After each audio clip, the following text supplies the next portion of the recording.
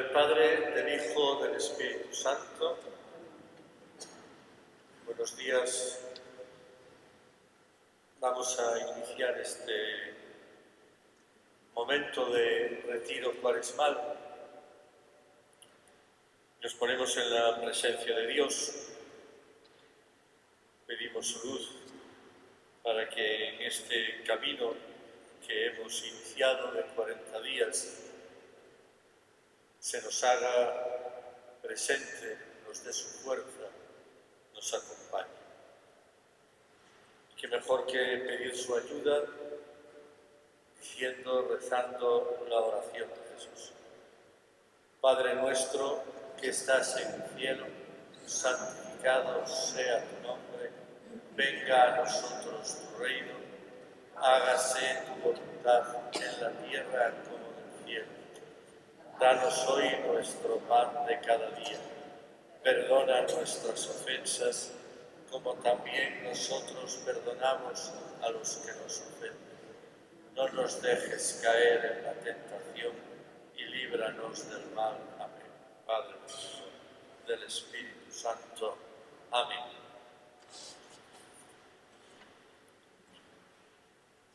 Pues iniciamos esta meditación, esta oración,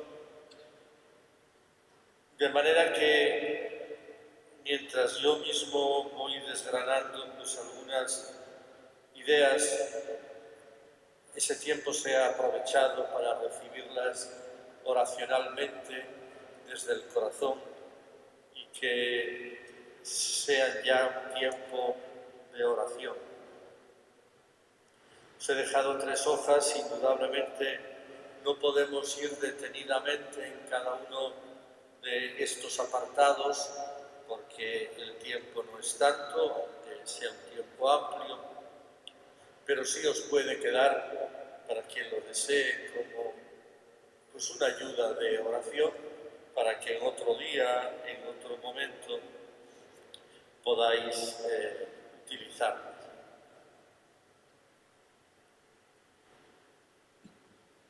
Es un tiempo amplio, la distribución que nos pone así la Confer, no es muy cómodo estar ahí, pero bueno, procuraremos que el Señor supla y que nos dé fuerza para sobrellevar los pequeños inconvenientes que pueda suponer el estar aquí un tiempo bastante largo.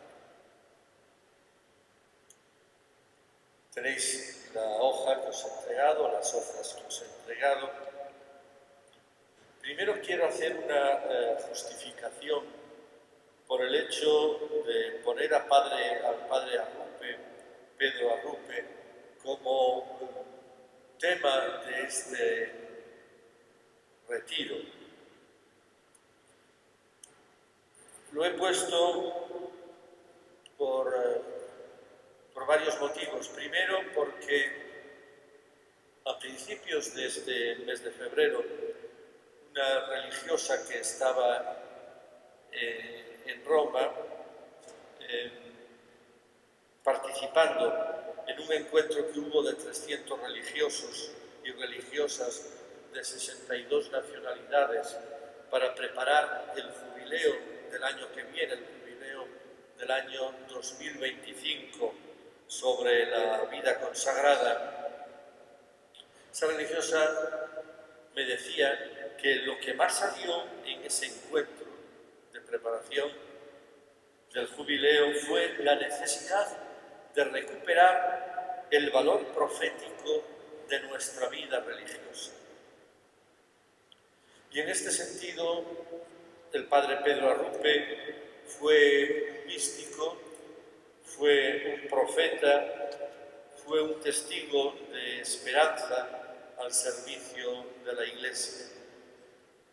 Y como bien sabéis, su relevancia no se encierra en la compañía de Jesús, porque fue una persona abierta a toda la vida religiosa, entregada totalmente a la renovación profética de esta vida religiosa, pues no en vano fue 14 años presidente de la Unión de Superiores Generales.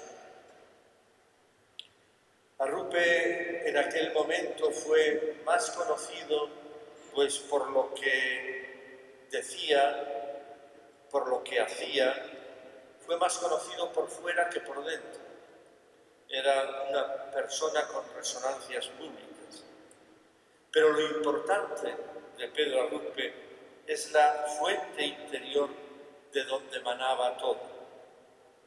Y es lo que pone de relieve una reciente biografía interior de Pedro Arrupe, publicada en el mes de diciembre por Pedro Miguel Lamet, que ya había escrito mucho sobre Pedro Arrupe, bajo el título de Amén y Aleluya.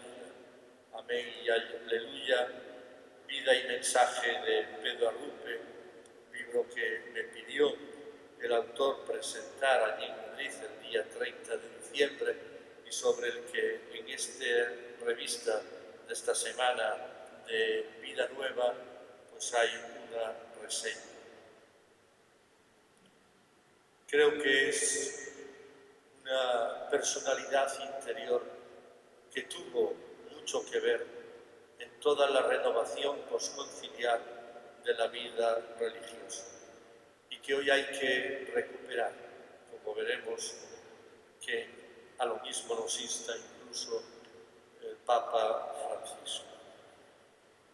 Mi planteamiento para estas meditaciones es en tres puntos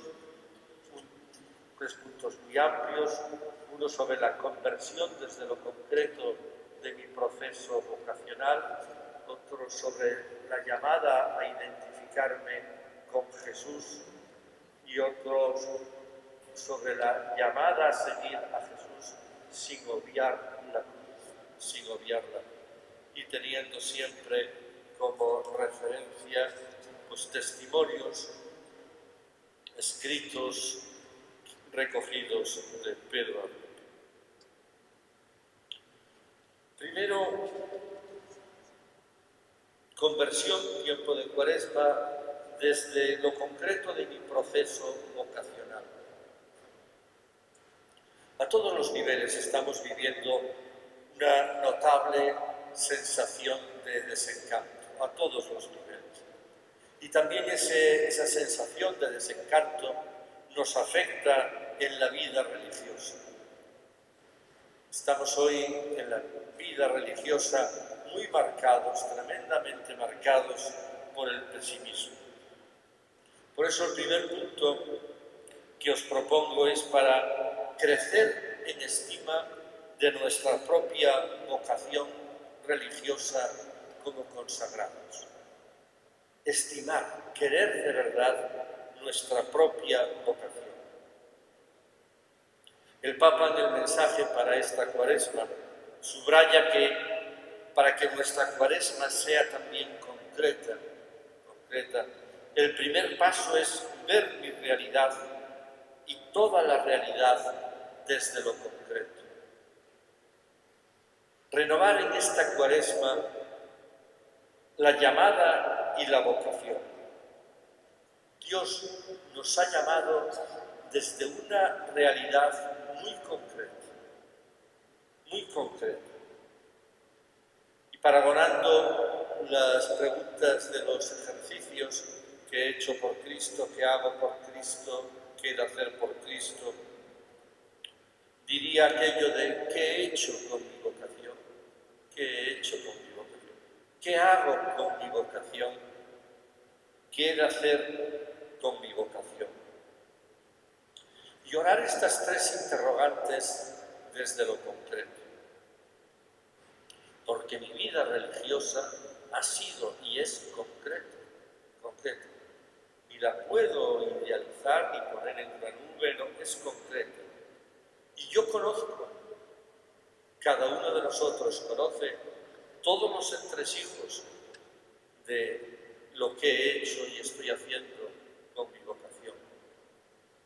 Y Dios conoce esos entresijos de lo que he hecho y estoy haciendo con mi vocación. mejor los demás no tanto, pero yo y Dios los conocemos. Por eso es bueno que oracionalmente procuremos responder a esas preguntas desde lo concreto. Porque nuestra vocación es un proceso, nuestra vocación tiene una historia, una realidad que aparece en un entorno con unos condicionamientos ambientales, con unos condicionamientos geográficos, con unos condicionamientos familiares y hasta genéticos. Porque Dios actúa a través de las circunstancias nuestras y de nuestro mundo. Sobre todo, Dios actúa a través de ese mundo cercano en el que nos movemos y en el que nos hemos movido, especialmente la familia, pero también por medio de acontecimientos fáciles o difíciles. Dice el libro de los Proverbios: reconócele en todos tus caminos y Él enderezará tus sendas.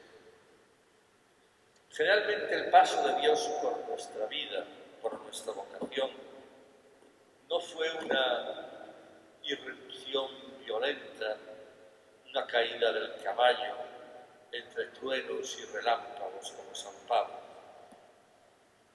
La llegada y la irrupción de Dios pasa en la brisa suave y hay que saber escuchar esa brisa, tanto cuando se camina por verdes praderas como cuando vamos por cañadas oscuras. Lo dice muy bien Arrupe en esos textos que os he puesto ahí. En el primero: me he dedicado muchas veces a meditar sobre el proceso histórico de mi vocación. No fue en línea recta, no fue, ni mucho menos, fue un flechazo que en vuelo franco hizo diana. Hubo oposiciones, dificultades, órdenes en sentido contrario. ¿Cómo fue surgiendo en mí la vocación, la llamada? Porque creí verdaderamente que tenía vocación. No asustarse si pensando esto, rezando esto más que pensando, me encuentro con que en ese inicio mío hubo muchas ambigüedades, porque generalmente es así, hay muchas ambigüedades. Dios escribe con renglones torcidos, pero escribe. A Pedro Arrupe le despierta su inquietud vocacional, vital, el mundo de las injusticias que él desde joven descubría cuando se acercó, él, una persona del mundo burgués, cuando se acercó a las necesidades de nosotros. No es casual que su primera vocación haya sido la medicina, porque la medicina es algo más que una... es el encuentro con la persona en su más desvalida fragilidad. El dolor, el encuentro con el dolor nos puede hacer crecer o nos puede hundir. A Pedro Arrupe le ayudó a crecer y a pensar. Tanto el voluntariado que hacía en Vallecas cuando estudiaba medicina en Madrid, entre los años 1923-1927, como el acompañar a los enfermos en Lourdes en el año 1926. Allí dice: me encontré con el dolor terrible de la miseria y el abandono, y sobre todo con el mundo de la mujer, de viudas cargadas de hijos que pedían pan sin que nadie pudiera dárselo, o enfermos que mendigaban la caridad de una medicina. Y sobre todo me encontré con niños, muchos niños medio abandonados unos, maltratados otros. Y es entonces cuando en esa expresión bonita que recogí, dice: sentí a Dios tan cerca en sus milagros que me arrastró lentamente tras de sí. Y lo vi tan cerca de los que sufren, de los que lloran, de los que naufragan en esta vida de desamparo, que se encendió en mí el deseo ardiente de imitarle en esta voluntaria proximidad a los desechos del mundo. ¿Cómo ha nacido, cómo ha surgido mi vocación? Pero mi llamada es hoy a que la valoremos, contemplarla como un regalo y contemplar que nosotros, esta realidad que somos, más bien débil, pequeña, somos un regalo en medio de este mundo. Y dejar un poco o un mucho las lamentaciones, esas lamentaciones con las que muchas veces llenamos nuestras vidas comunitarias y sobre todo con las que alimentamos mal alimento nuestro espíritu. Somos pocos, los jóvenes no nos siguen. Somos un regalo de Dios hoy. Podemos ser un signo en este mundo tan complejo. Podemos ser un signo precioso de lo que es la llamada de Dios, la respuesta a Dios y la alternativa que ofrecemos a través de nuestra respuesta. Dar gracias a Dios por nuestra vocación. Es muy importante dar gracias a Dios, muy importante. No solo pedir, dar gracias a Dios. Nos hace más felices, nos hace más felices. Por eso es bueno recordar esas palabras de Arrupe en sus 50 años de vida religiosa. Es un secreto personal la vocación que ni uno mismo a veces alcanza a percibir plenamente. Es el secreto del maravilloso amor trinitario que irrumpe cuando quiere en la vida de cada uno de una manera inesperada, inexpresable, irracional, irresistible, pero a la vez maravillosa y decisiva. Esa es la llamada. ¿Y a qué estamos llamados? Pues a creer y a servir. La vocación del cristiano y la vocación del religioso es a creer y es a servir. Mirad en el Evangelio de San Juan, que ya no cuenta las bienaventuranzas como en los otros evangelios, solo hay dos bienaventuranzas, La que está en Juan 20, 29, dichosos los que aún no viendo creen, y la que está en Juan 13, en el lavatorio de los pies, dichosos seréis si lo cumplís. Bienaventurada del servicio y de la fe y del servicio. Y esta es la llamada que se nos hace y a la que hemos de responder. No vulgaricemos nuestra vocación. No es el fruto de unas circunstancias y factores sin más. Es el paso de Dios por mi vida. Es el paso providencial de Jesús por mi vida. Y con Jesús solamente entramos en contacto desde la visión de la fe. Una fe vacilante, es verdad, pero confiada. Creo, Señor, aumenta mi fe. Es lo que se encuentra en esta expresión. Creo, Señor, aumenta mi fe. Breve oración, muy breve oración, que supone el reconocimiento humilde de una fe débil y la confianza de que el Señor con su ayuda la puede aumentar alimentar y fortalecer. Mi vocación supone mirar mi frágil y pecadora realidad desde el horizonte grande de la fe. He sido llamado por Jesús y en Jesús se cree, se cree. La fe es la clave de mi camino vocacional.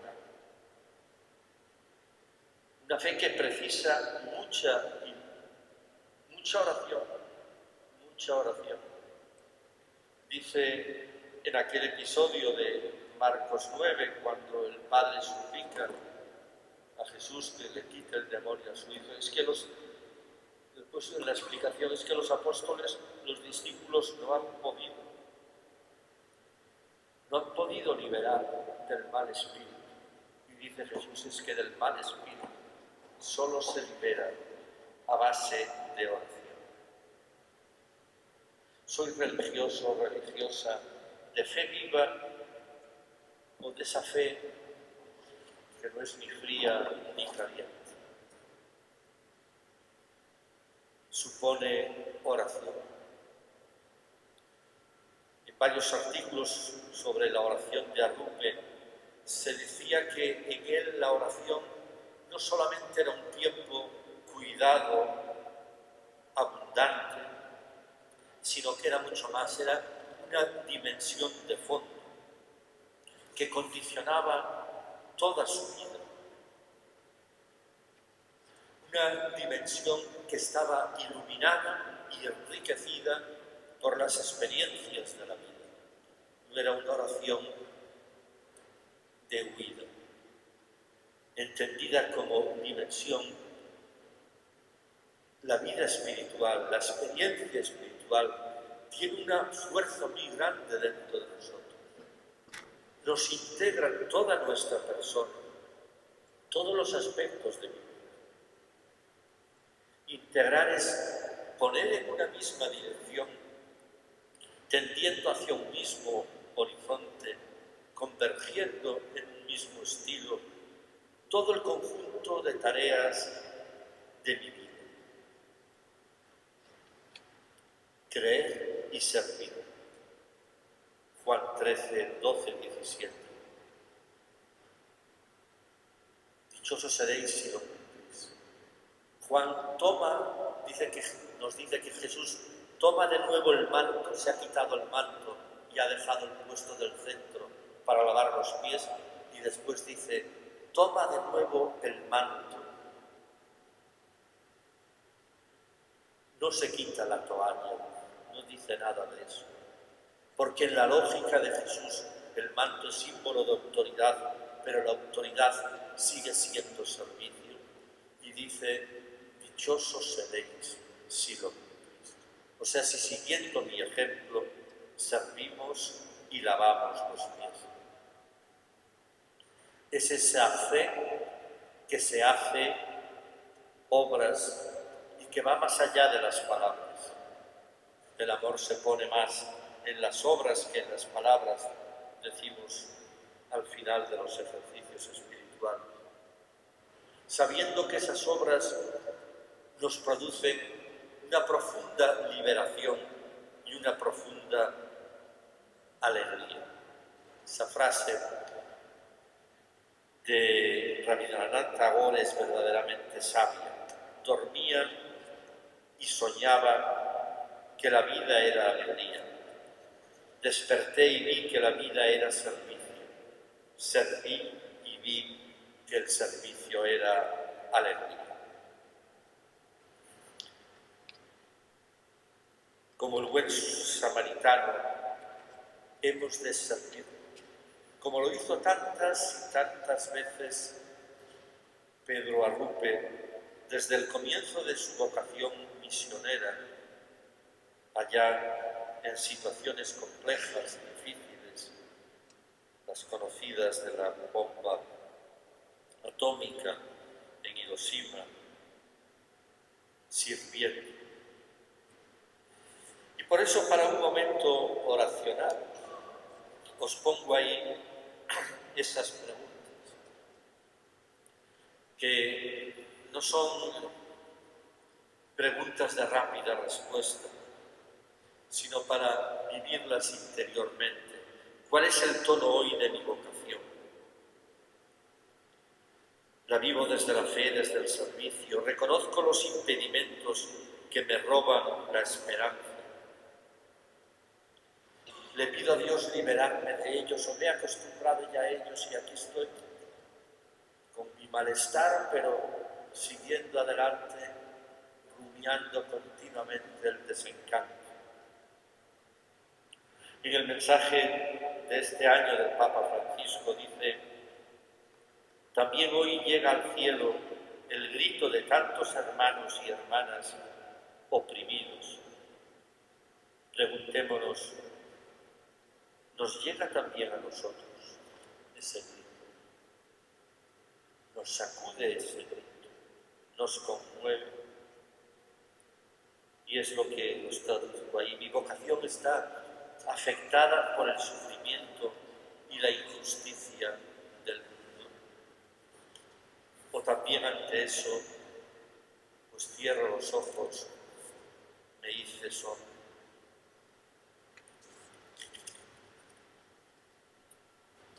Un segundo punto sería la identificación con Jesús. Y aquí me baso sobre todo en citas, por eso son abundantes en las hojas siguientes, en la segunda hoja, en citas de Pedro Arrupe. La vocación como identificación, la vocación como locura por Cristo y el identificarme más desde el ser profundo con Jesús que desde el hacer. En la vocación se va madurando, se va madurando. Si cada uno de nosotros hace un recorrido del momento en que ingresó en la vida religiosa, de sus primeros efluvios religiosos allá en el noviciado, de nuestra mística y de nuestra devoción allá en el noviciado, al mundo de hoy, con muchos años, la mayoría, de vida religiosa encima, sin duda que nos damos cuenta que hemos ido madurando en nuestra vocación. Como Jesús, que crecía en edad, en sabiduría y en gracia. Y nos hemos ido dando cuenta que la vocación ha de nacer del conocimiento de Jesús, del conocimiento interno de Jesús, que me sorprende y me seduce. Así nace y así madura la vocación. Jesús, en el inicio de su vida pública, lo veíamos estos domingos pasados, nos invita a creer en el Evangelio, lo repetimos en la Cuaresma, nos invita a anunciar su noticia y para ello busca a unas personas.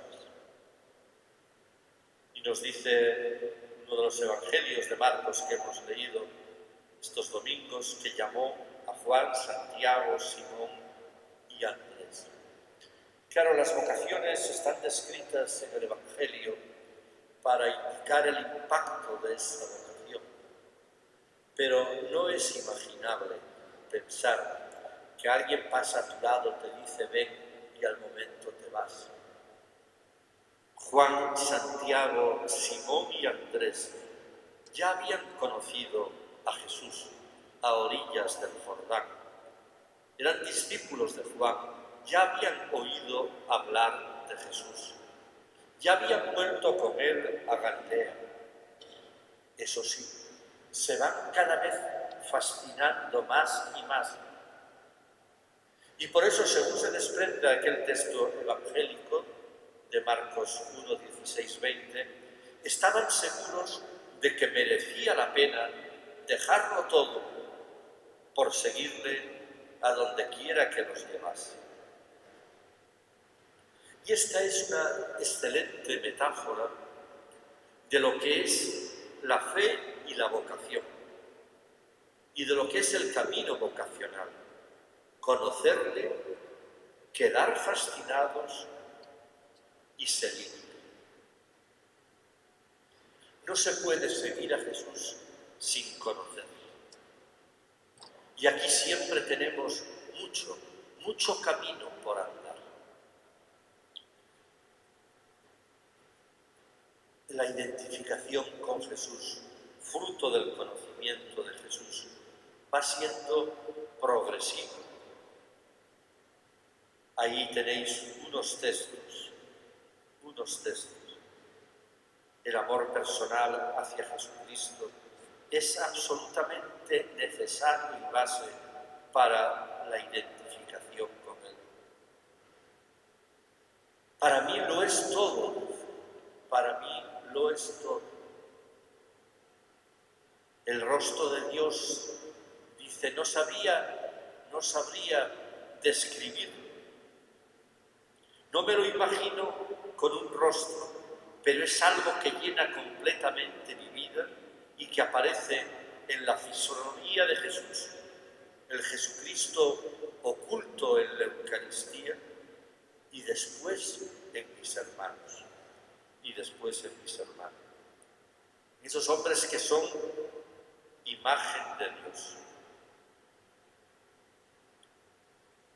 Creo, con qué sencillez lo dice y con qué verdad, que no hace falta explicar mucho lo que esto significa. Quitad a Jesucristo de mi vida y todo se caerá como un cuerpo al que se le retira su esqueleto, el corazón y la cabeza. Ojalá esto vaya madurando en mí para que también sintamos que Jesús es totalmente el centro de nuestra vida.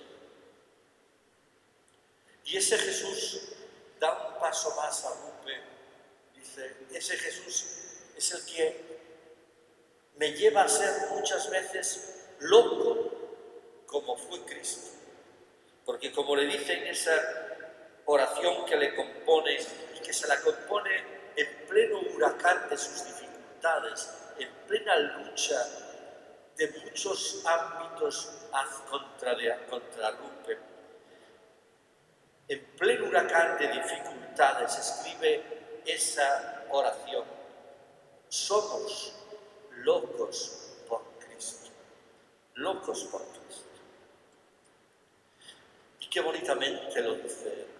El ser locos por Cristo es el que te hace saltarte muchas veces, lo dice ahí, la prudencia humana.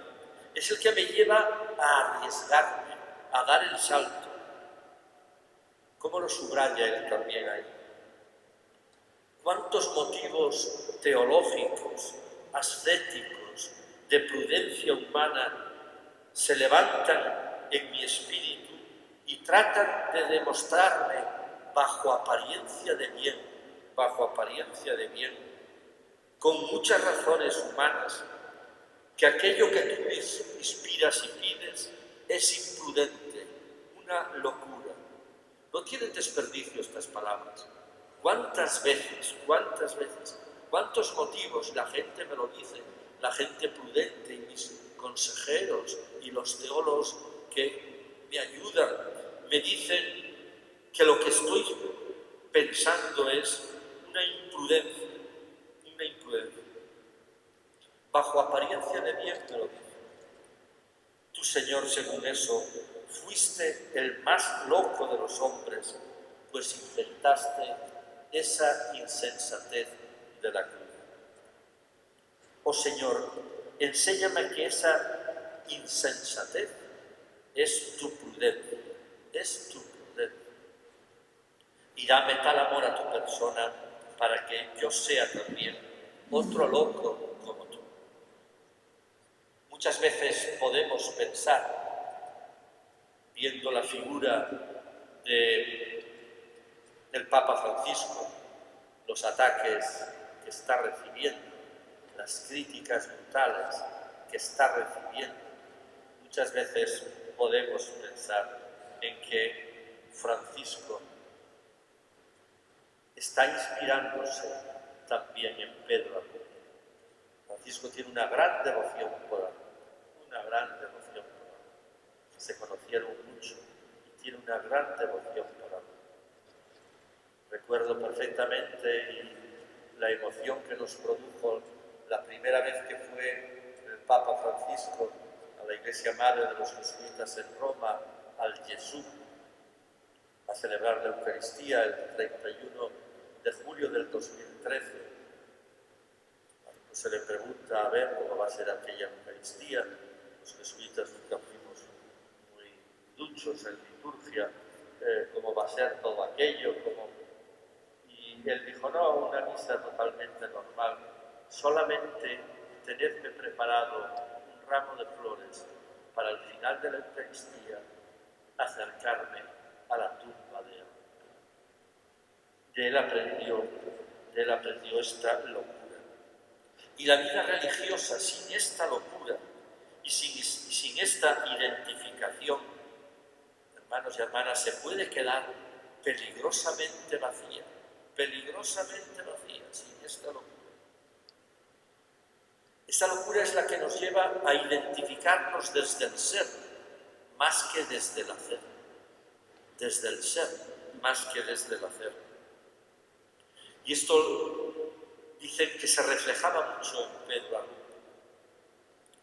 Cuentan que dando catequesis en Japón, llevaba tiempo y tiempo dando catequesis allá a un grupo, y había una persona fielmente asistente a cada catequesis, pero que nunca participaba, nunca decía nada, nunca compartía nada, hasta que un día ya Arruda le pregunta, bueno, ¿y usted qué opina? ¿Qué opina de todo esto que voy diciendo, no? A lo que aquel japonés respondió, mire, yo no puedo opinar porque estoy un poco sordo, Me basta con mirarle a los ojos y sé que no miente. Y creo lo que usted cree, Cuando nuestro rostro, cuando nuestro corazón, cuando nuestra mirada se identifican de tal manera con Jesús que se hacen, digamos, figura y rostro en mí mismo. Es lo que esos otros textos que os puse ahí, pues relatan otros, ¿no? Dice uno que los asiáticos no actuamos por lógica, y esto se lo tengo oído yo a otros asiáticos allá en la Curia General. Cuando vemos a alguien que vive algo, simpatizamos con la persona. Y después es cuando nos preguntamos los porqués. Pero la fe se transmite por esa empatía con la persona.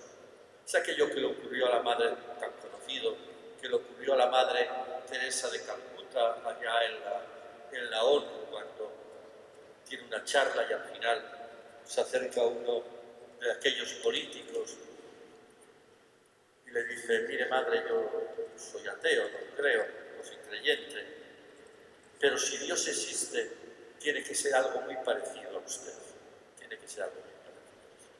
Es la identificación con lo que crees a través de lo que es tu propia fe. Y llamados a identificarnos para ser después testigos de esperanza, para ser después, en el hondo sentido de la palabra, buenos, como decía el poeta. Ser religiosos de amén y aleluya. Amén, porque siempre hemos de cumplir la voluntad de Dios, y aleluya, porque cumplir su voluntad nos hace felices. Esto implica una mística y una ascética. Ser contemplativos en la acción y estar convencidos de que sin una conversión personal profunda no seremos capaces de hacer frente al reto que tenemos planteado. Y os he puesto ahí un texto muy conocido de Arrupe, en un retiro que dio en Cerdeña a los sacerdotes del clero diocesano. Y es un texto muy conocido, pero es un guión. Pues idlo repasando oracionalmente, ¿no? Sed buenos, buenos en vuestro rostro, buenos en vuestra mirada. Que me lleva a esa pregunta que os puse ahí en Medina. ¿Cómo es nuestra mirada? ¿Qué refleja nuestro rostro? ¿Reflejamos paz, tranquilidad? Sed buenos en vuestra forma de escuchar a los demás, de prestar oído a los demás. Y por eso la pregunta oracional, para examinar serenamente mi vida, prestamos oídos, prestamos escucha a los demás. Sed buenos en vuestras manos, manos que dan, que ayudan, que enjugan las lágrimas, que escriben una hermosa carta a quien sufre, que saben servir a los enfermos, que saben hacer los trabajos más humildes. ¿Cómo es nuestra entrega? Y repaso estas líneas de mis manos, desde mi vida ordinaria.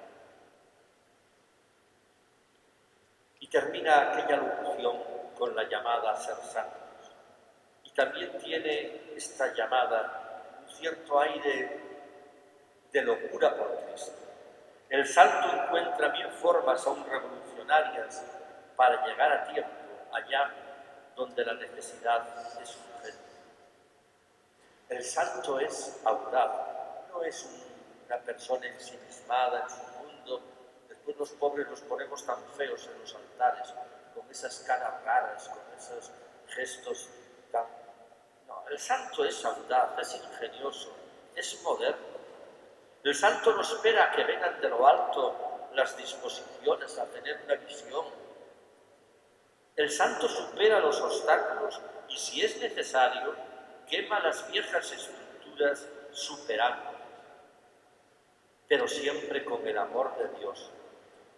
Y algo que subraya el siempre, y en absoluta fidelidad a la Iglesia, a la que servimos humildemente, porque la amamos apasionadamente.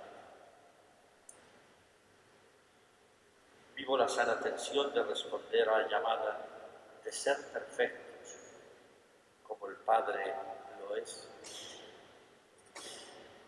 La santidad es en nuestra vida religiosa llamada para cada uno de nosotros, que nos insta no al ajetreo exterior de un hacer sin alma, no al hacer muchas cosas, sino a procurar abrirnos a nuestro interior. Abrirnos a nuestro interior, para encontrarnos más con Él. Porque también lo decía Lupe, cuanto más tengamos que hacer, cuanto más lejos tengamos que ir en buscar al hermano, más hemos de dialogar íntimamente con Cristo. Y ahí, pues esas preguntas para orar en esta Cuaresma. Y con esto voy a interrumpir aquí 10 minutos para que cada uno pues haga un momento de reflexión también, de poner estas cosas en presencia de Dios, de levantarse o dar un paseo por la iglesia si está muy cansado, de ir al servicio si tiene necesidad. Paralizamos ahora y guardamos silencio en esto durante 10 minutos y después, desde las 11, pues comento, expongo el tercer y último punto de llamados a seguir a Jesús sin odiar.